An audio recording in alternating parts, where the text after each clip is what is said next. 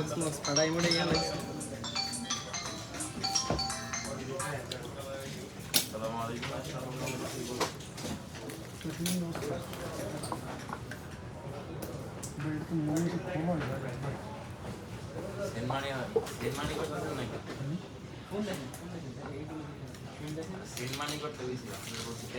ভাই একটু পিছনে দেখেন,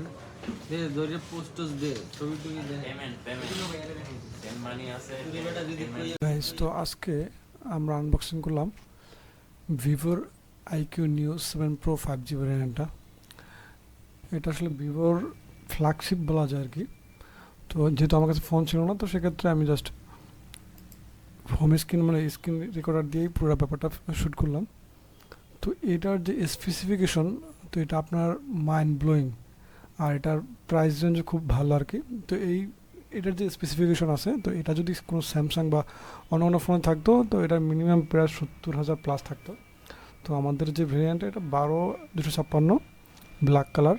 তো এটা পড়ছে প্রায় 52,000-এর মতো। তো 52,000-এর মতন এটার যে স্পেসিফিকেশন এবং এটার যে পারফরমেন্স, এটা আপনাকে কোনোভাবে হতাশ করবে না। এটা রিলিজ হয়েছে মূলত 2023 সালের 4 জুলাই। আর এটা ফ্রন্ট গোরিলা গ্লাসের, ফ্রন্ট প্লাস্টিকের, আর পিছনে গ্লাস আর লেদার। যদি গ্রিন কালারটা লেদার থাকে, বাকিটা গ্লাস থাকে। ডুয়েল সিম। এটার 1 বিলিয়ন কালার সাপোর্ট করে, 2K ডিসপ্লে, আর 120 হার্টজ তো অবশ্যই। তো এটা প্রসেসর হচ্ছে গিয়ে স্ন্যাপড্রাগন 8+ Gen 1 4mm প্রসেসর। মানে বলা যায় ফ্ল্যাগশিপ কিলার বলা যায়। এটার আসলে বিভিন্ন ফিচার আছে, সুপার অ্যামোলেড যেহেতু। তো এখানে স্ক্রিন দেখতেই পাচ্ছেন, এখানে আসলে কিছু লক স্ক্রিন দেখানো হচ্ছে, ডাইনামিক লক স্ক্রিন যেটাকে বলা হয়, অলওয়েজ অন ডিসপ্লে। তারপরে এটা মেমোরি স্লট নাই, যদিও নর্মালি থাকে না। তারপরে স্টোরেজ হচ্ছে 3.1 UFS।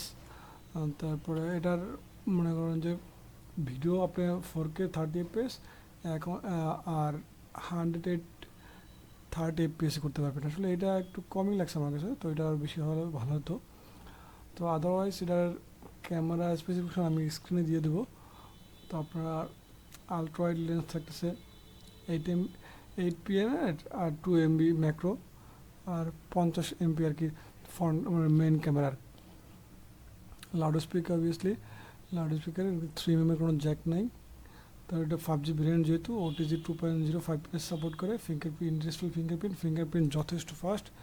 তারপরে জাইরো তো অস্থির। আর এটা মূলত 128 ওয়াট সাপোর্ট করে। 8 মিনিটে 50% চার্জ, যদি একটু কম লাগে 8 মিনিট হয় না, একটু বেশি লাগে, কিন্তু আদারওয়াইজ এটা সুপার।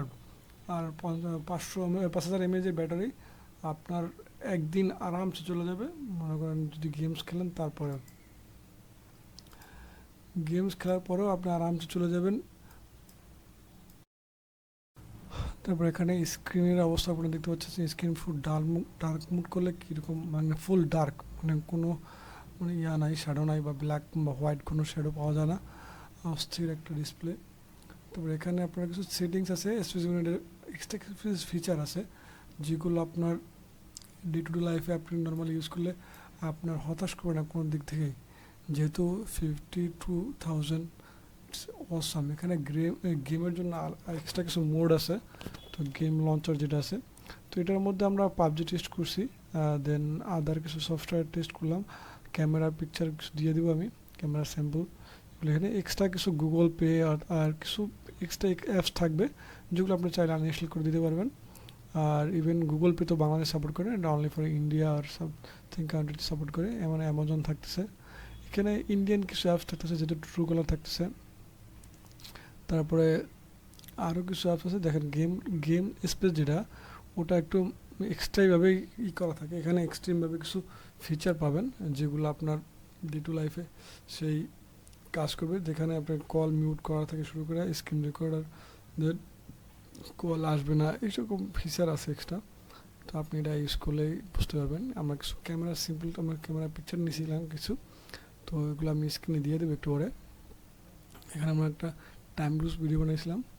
তো ফুল ব্যাপারটা মানে ক্যামেরা সেকশনটা অস্থির। ক্যামেরা ইভেন লাইট যেটা ফোকাস তারপরে তবে কিছু পিকচার মানে এক্সট্রা ব্লার করে ফেলায়, আর জুম করলে পুরো ব্যাপারটা একটু ঠিক আছে, মানে একটু জুম করলে বোঝা যাবে যে একটু হালকা একটু ব্লার করে দেয় এক্সট্রাভাবে। তবে এখানে একটা খেয়াল করলাম যে আপনি যখন পিকচার তুলবেন না, যে কোনো ম্যাক্রো তোলেন বা ফুডস যে কোনো পিকচার থাকলে ওরা এক্সট্রাভাবে এটা ক্যাটাগরিজ করে দেয়, যে এটা কোন মানে কীভাবে তুলছেন বা কোন কোন সেক্টরের পিকচারগুলো। মনে করেন যেহেতু সুজের পিকচার তুলছি আমরা কয়েকটা, দেখলাম সুজের মানে আলাদা একটা ফোল্ডার তৈরি হয়ে গেল।